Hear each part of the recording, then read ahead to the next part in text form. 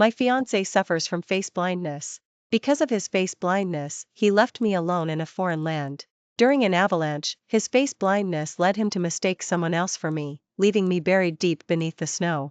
On our wedding day, his face blindness even led him to walk down the aisle with my cousin, completing the marriage ceremony with her. I rushed onto the stage to tell him I was his actual wife. Ethan, however, scowled and retorted angrily, "Get out. Trying to throw yourself at me?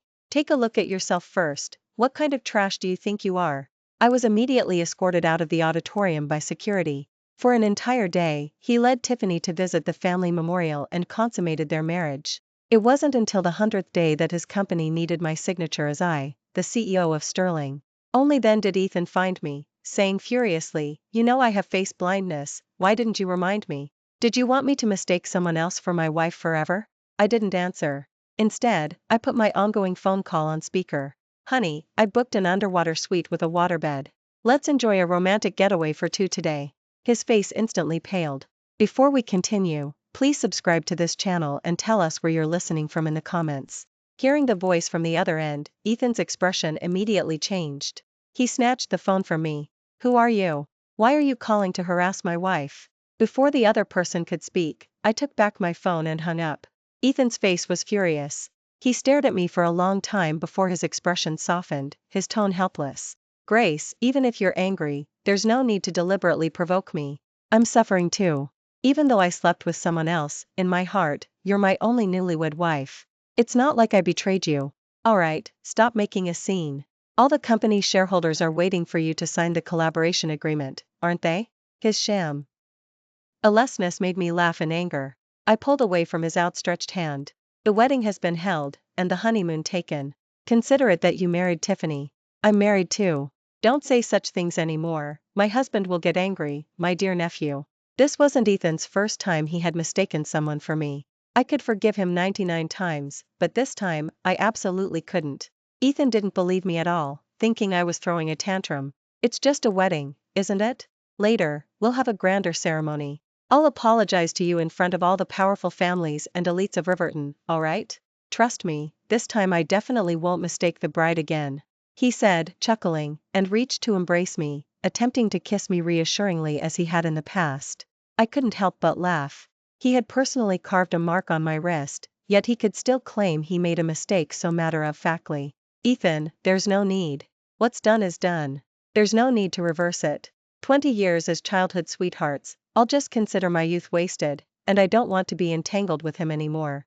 Ethan seemed to misunderstand my meaning, smiling as he hugged me. "You're my most beloved wife, how could I not want you back? Everyone at the company is waiting. Come with me to sign the documents. Do you want me to apologize? Then tell my brain to apologize. After all, I can't control my face blindness." Watching his nonchalant demeanor, I suddenly felt disgusted. He'd mistaken me 99 times, even slapped me in public and kissed Tiffany, yet I had forgiven him every time, because he got hit on the head trying to protect me. That day, he held me tightly against his chest, and even in the moment before he lost consciousness, he was still carefully caressing my face. "Grace, as long as you're okay." When he woke up, he had face blindness and couldn't recognize me. Amidst the standoff, a timid voice spoke up, "Sister, please don't be angry with Ethan and me. He's not well. It's all my fault." Ethan was so agitated that day that he mistook me for you and dragged me into the wedding. So many people were watching. If I said he was having an episode and mistook me, who knows how people would ridicule him. "I was just trying to save Ethan's face," Tiffany said, looking at me with tear-filled eyes. "Sister, all the mistakes, 1,000 mistakes, are mine."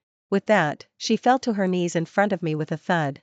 "If you have anger, take it out on me." I just pitied Ethan so much, I voluntarily stayed with him, hoping to cure his illness. Ethan immediately helped Tiffany up, his heart aching. "Tiffany, it's not your fault. It's all me. I'm stupid, I'm useless.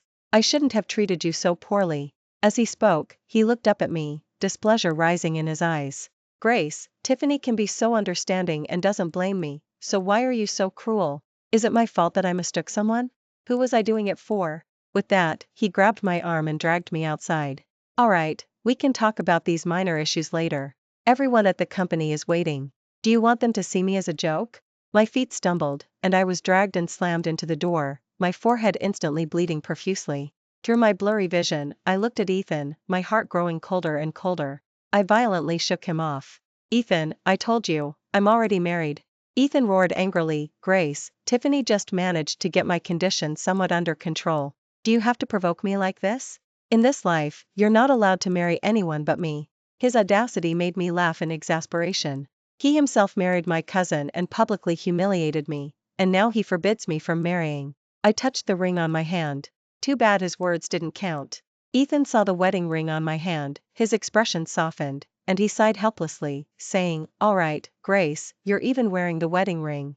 I know you love me. And I love you too. Tiffany and I were just a misunderstanding, merely an interlude. We are the real couple." I looked down at the ring. It did look a lot like the one Ethan bought for me back then, no wonder he thought it was our wedding ring. But his ring? I had already thrown it away when he flew to Paris for his honeymoon with Tiffany. I couldn't help but ask curiously, "Ethan, if we are the real couple, then what about Tiffany? You married her in front of the whole city, and then entered the bridal chamber with her." I didn't say the rest, wondering if he wanted to have two wives. Ethan paused, looking at me with difficulty, seemingly deep in thought. "Grace, you know Tiffany's parents are gone. She has no relatives, only you as a sister. You wouldn't want people to mock her, would you? So, what's your point? Since a wedding was held with her, Tiffany is now mine. But officially, you are Mrs. Eastwood. She can just live outside. I'll be with her on the 1st, 3rd, and 5th, and with you on the 2nd, 4th, and 6th. This way, I'm not favoring anyone." At that moment, it was like a bolt from the blue. I stared at Ethan in shock. Rage instantly surged to my head. I stepped forward and slapped him. "Ethan, you want to enjoy a double life? See if you even deserve it first." Before could react, Tiffany immediately looked at me furiously. "Grace, are you really this overbearing? No wonder Ethan doesn't like you. Ethan just wants to give me an explanation and save me from being ridiculed by others.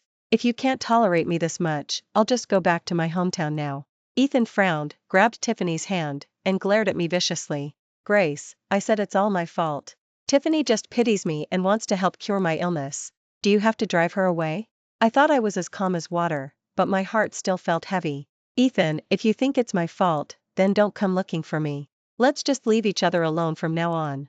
With that, I turned to leave, but Tiffany abruptly blocked my way. "You can't leave. Ethan's company is still waiting for your investment.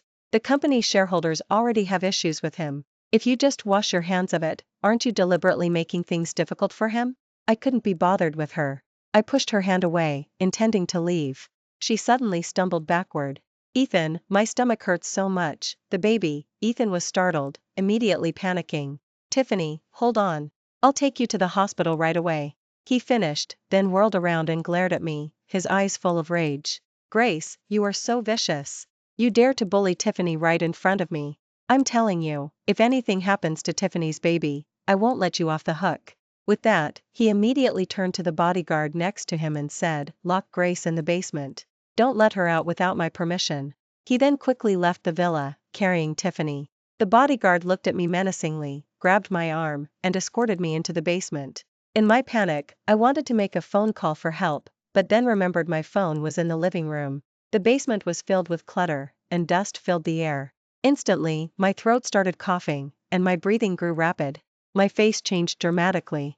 I have acute allergic asthma. Ethan had always known, even taking me abroad for 6 months of treatment. Every time we went to an unfamiliar place, he would carefully bring all sorts of medicine, and constantly ask if I was uncomfortable. I desperately clutched the bodyguard, pleading, "I have asthma.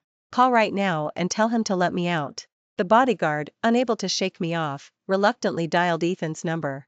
"Mr. Ethan, Madam seems to be having an asthma attack. Look, good, let her experience others' suffering. Call me when she's about to die." Staring at the screen, I froze in place. This was my childhood sweetheart of 20 years. Even after he held a wedding with Tiffany, he had completely humiliated me in front of everyone. I didn't blame him, I just left in silence, filled with disappointment. Nor did I shame him or ruin the Sterling and Eastwood collaboration. Reality slapped me hard. Since that's the case, the orders I secretly handed to the family are no longer needed. Those expensive technical teams can also be recalled. The bodyguard hung up the phone call, pushed my hand away, and strode out of the basement. I lay on the ground, coughing violently, my throat instantly feeling as if a massive stone was lodged in it. My chest heaved like bellows, and my lungs felt like they were about to explode from suffocation. After an unknown amount of time, a light appeared in the basement. Ethan, supporting Tiffany, slowly descended the stairs.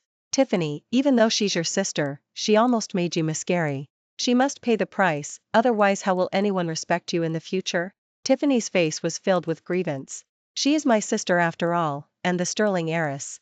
I'm used to being bullied, it's fine, she said, lowering her head, and caressed her belly with reddened eyes. It's just a pity for the baby, having such a useless mother, and being bullied with me in the future. Ethan didn't hesitate. The child in your belly is a descendant of the family, the future heir of Eastwood. Anyone who dares to bully him, I'll chop them up and feed them to the fish. He then looked at me. Grace, kneel down now and grovel and apologize to her, and kowtow 3 times to the baby, promising never to bully his mother again. I sneered. Make me grovel and apologize to an obvious mistress? Was his brain filled with shit?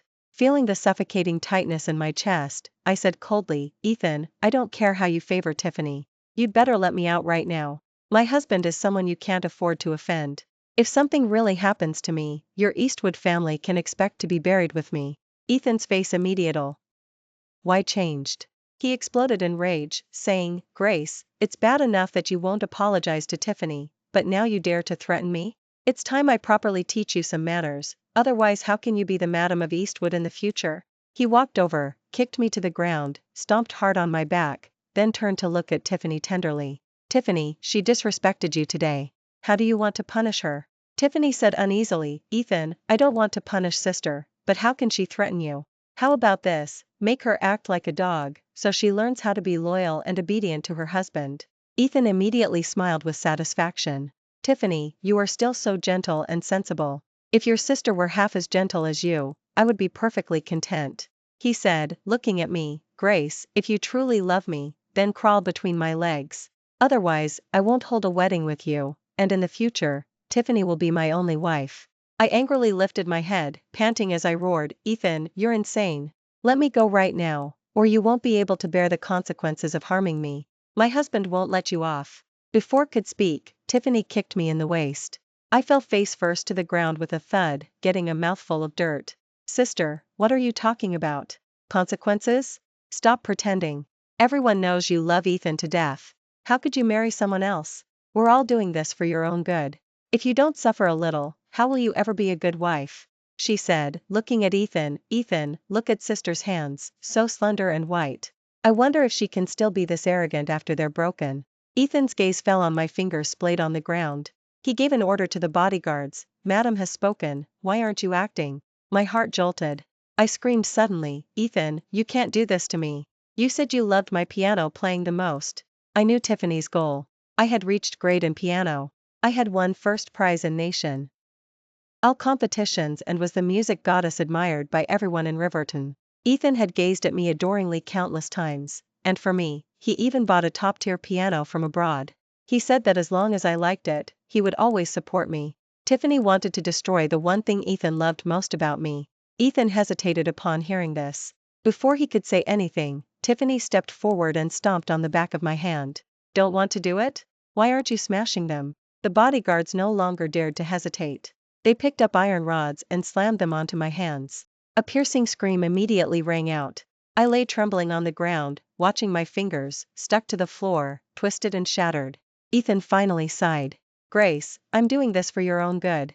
Women shouldn't be too strong-willed. From now on, just be a dutiful Mrs. Eastwood.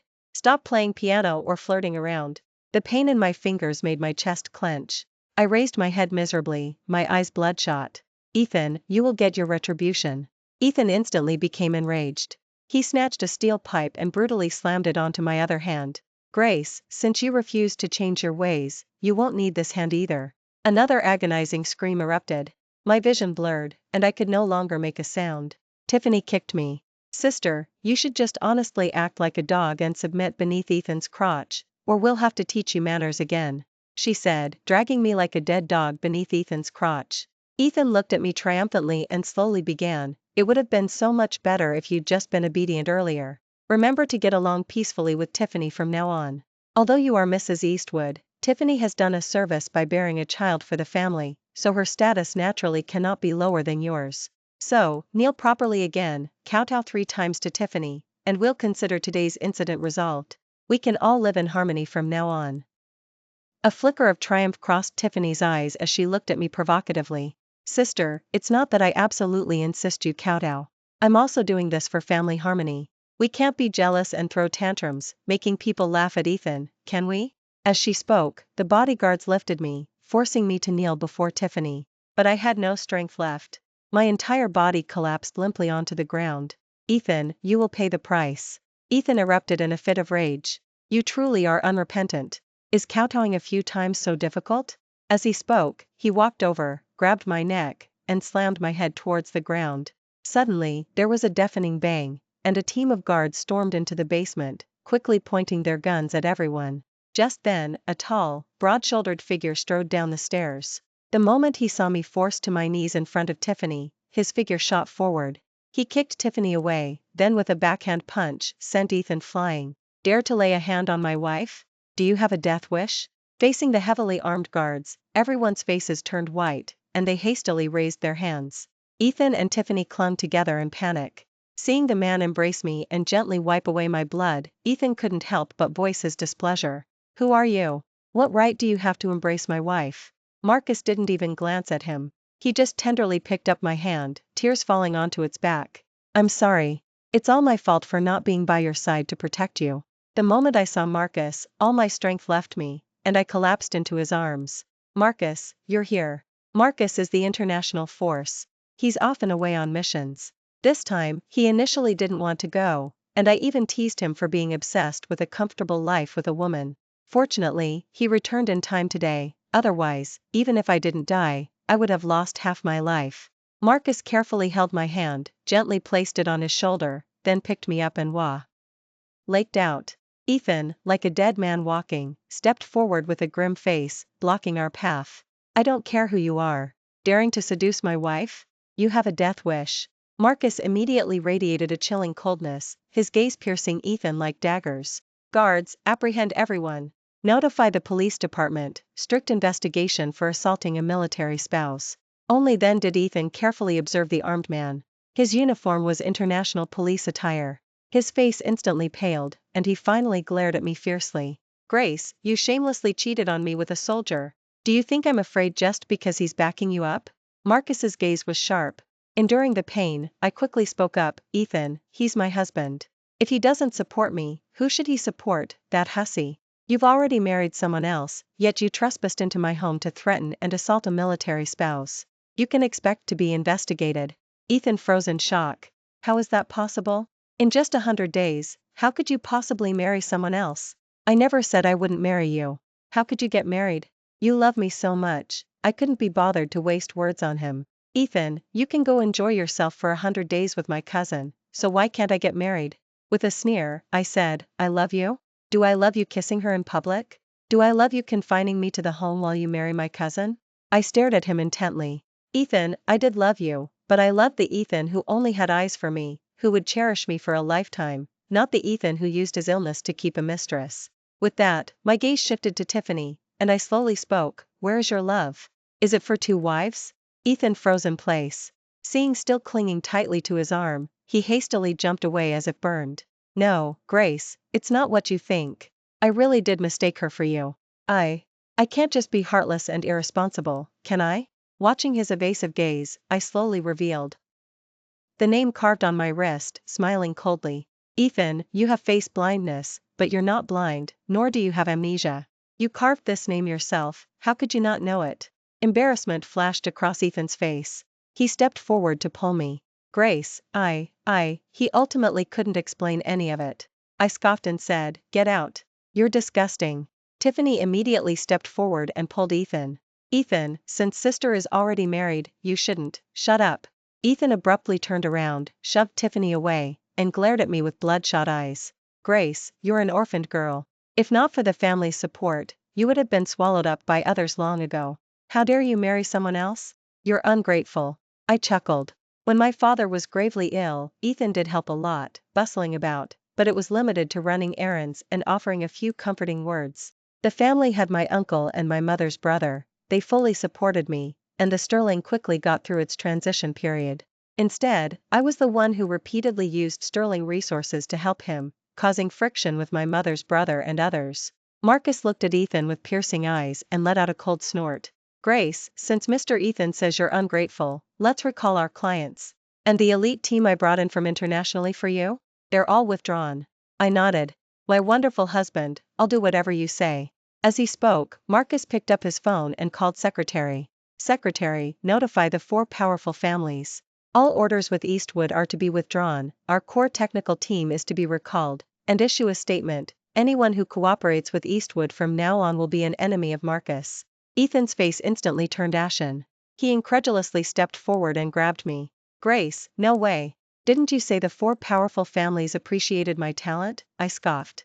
How childishly ridiculous. Capital City is full of talented people. Why would the 4 powerful families take notice of him? Didn't he know his own worth?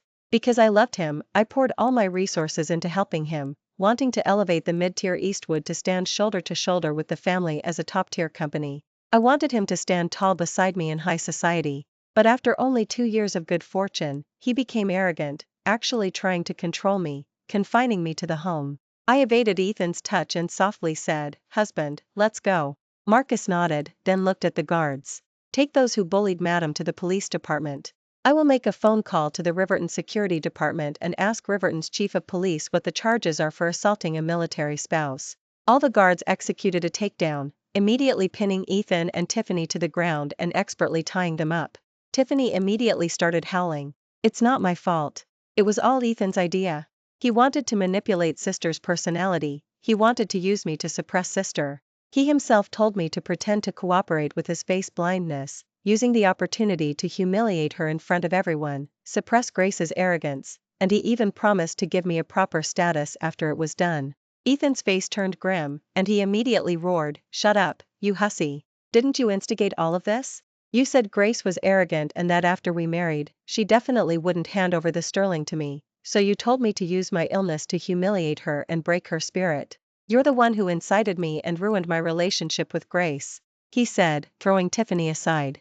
Tiffany glared at me viciously, then roared in anger, "Why blame me? You also thought Grace was too domineering, and that the sterling, which she managed, had higher profits than your Eastwood, and everyone gave her preferential treatment everywhere." Watching the 2 of them engage in infighting, I felt no emotion, as if watching a farce.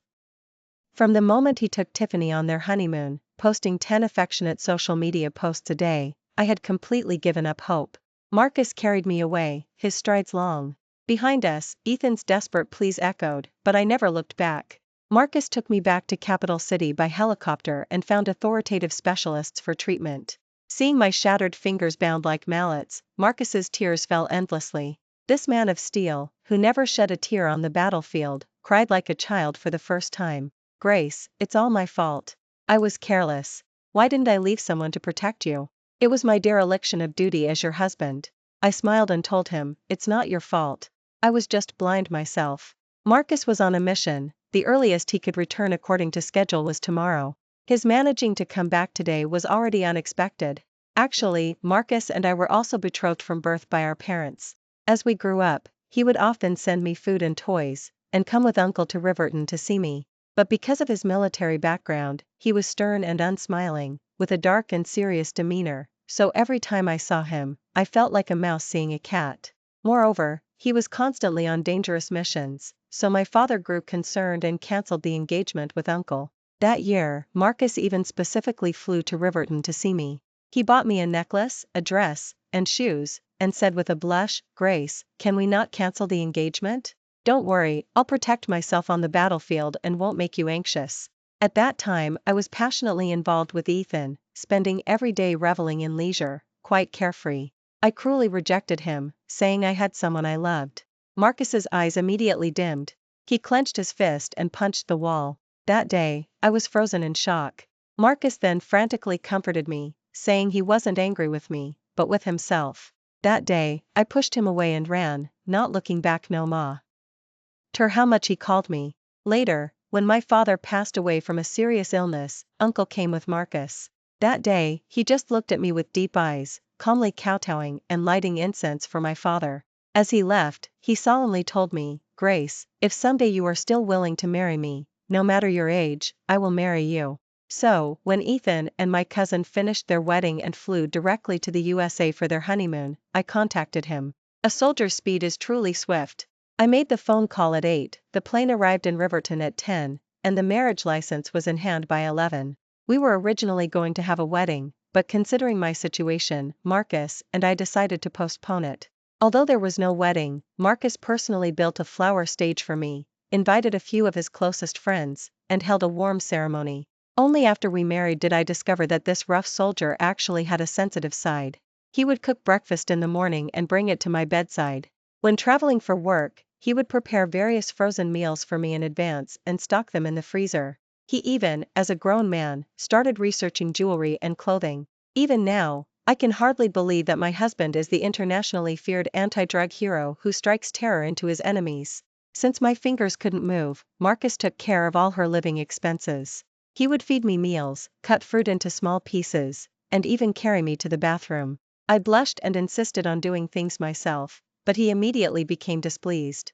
"Grace, you're my wife. We're going to grow old together. When I'm old and bedridden, will you despise me?" Unable to argue with him, I simply closed my eyes and let him take care of me. It wasn't until a week later, after the doctor examined me and told him my fingers were recovering well and wouldn't affect my life in the future, that he visibly relaxed. Once had free time, he immediately flew to Riverton to oversee Dan's case. Because reported it to the National Bureau, the case was treated as a major one. There wasn't much to investigate. The facts were all there. It was, one might say, an open and shut case. Even if Ethan hired the most powerful lawyer, it wouldn't change the fact that he locked me in the basement, treated me like a dog, and threatened to break my fingers. On the day of the court's verdict, Tiffany collapsed to the ground on the spot, desperately wailing that she was innocent. Ethan merely roared, "It's all a misunderstanding. I'm Grace's husband, we just had a domestic dispute. I don't agree with the verdict." After being detained, he was even more defiant, shouting and demanding to see me, insisting on appealing. I knew Ethan wouldn't give up, and I didn't want to cause any negative impact for Marcus, so I flew to Riverton to see him. Through the cold cell bars, Ethan looked at me with red, swollen eyes.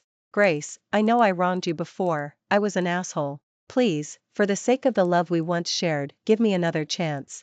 With that, tears streamed down his grimy cheeks, leaving winding white streaks. It turned out that not only was he sentenced to 12 years in prison, but during that time, Marcus, leveraging military power, had actually coordinated with 3 law enforcement agencies to directly seize the Eastwood. In recent years, the Eastwood had made rapid progress, but there had been minor issues with taxes, environmental regulations, and production. After a thorough investigation, it was directly shut down. No wonder he was crying and throwing tantrums, refusing to eat or drink in prison. He knew he had no way out. "Grace, I was misled before, but I truly love you. I never intended not to marry you. Please, for the sake of my sincere heart, forgive me this one time. Grace, I can't go to jail. The group can't collapse. That's the hard work of the family's ancestors," Ethan said, and through the glass window, he fell to his knees with a thud, desperately kowtowing to me. My heart ached for a split second, just for a second. Gone were the old feelings of heartache, sadness, and the urge to pull him into my arms to comfort him. I tugged at the corner of my mouth and slowly spoke, "Ethan, the law is just, and it's not up to me. Everyone must take responsibility for their own actions. Pleading with me now will do nothing." Ethan desperately shook his head. "Grace, no. As long as you sign a letter of clemency, I can be released without charge. Grace, Marcus is so capable. If you just speak up, he'll definitely get me out." I chuckled softly, looking at my hands.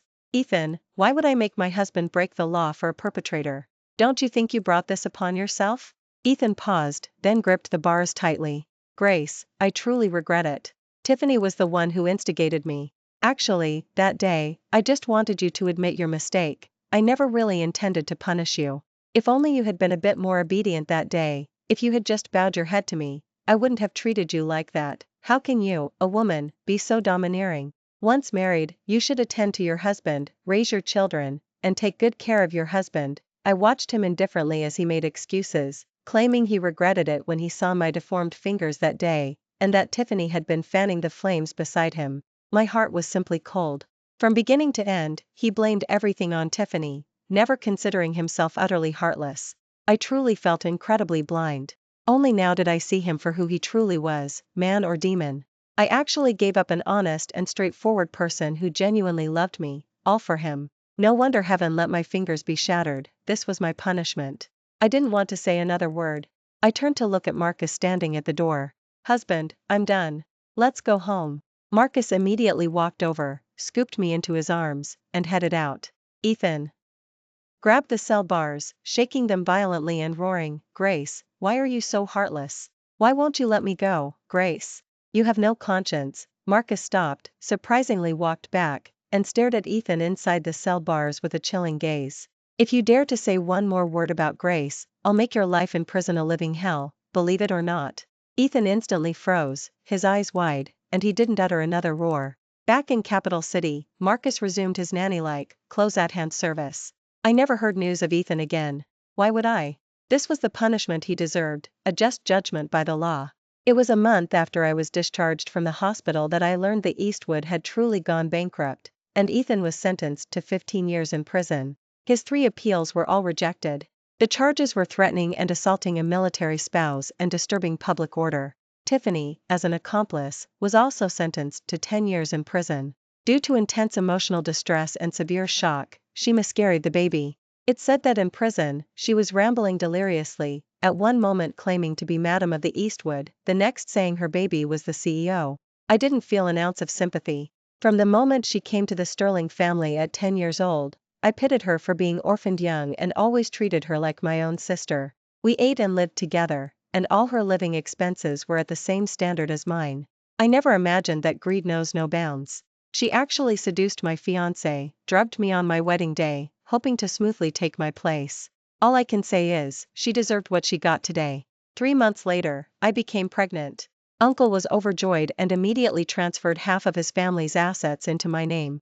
Only then did I realize that Uncle's family had been keeping a low profile. Marcus wasn't just an international police officer, he was also a procurement and production supplier for national military supplies. His industries involved steel, metals, plastics. No wonder the 4 powerful families and the wealthiest individual in Capital City all wanted to curry favor with him and show him immense respect. Since my identity became apparent, businesses big and small in Capital City began extending olive branches to me, eager to sign cooperation agreements overnight. In just 1 month, the orders I received would take half a year to produce. I had no choice but to expand operations, select a site to build a new factory, and hire staff. Marcus saw me bustling about with my pregnant belly and, feigning grievance, hugged me. Honey, can you stop being so money hungry? All my money will be yours in the future, okay? Can you stop making our son work so hard? I stroked the top of his fuzzy head and said with a chuckle, a man needs to be toughened up from a young age. Otherwise, how will he inherit his father's heroic spirit? That sentence perfectly pleased Marcus, who immediately sat up straight and joined me in looking at the documents. I held his hand, and we leaned our heads together, looking at the information for the new factory. It's wonderful to have a loving partner who always stands by you. Thank you for listening to today's story. If you enjoyed this video, please like it and share it with your friends. We look forward to hearing your thoughts in the comments section. Feel free to share your opinions, and don't forget to subscribe to our channel for more exciting stories. See you next time.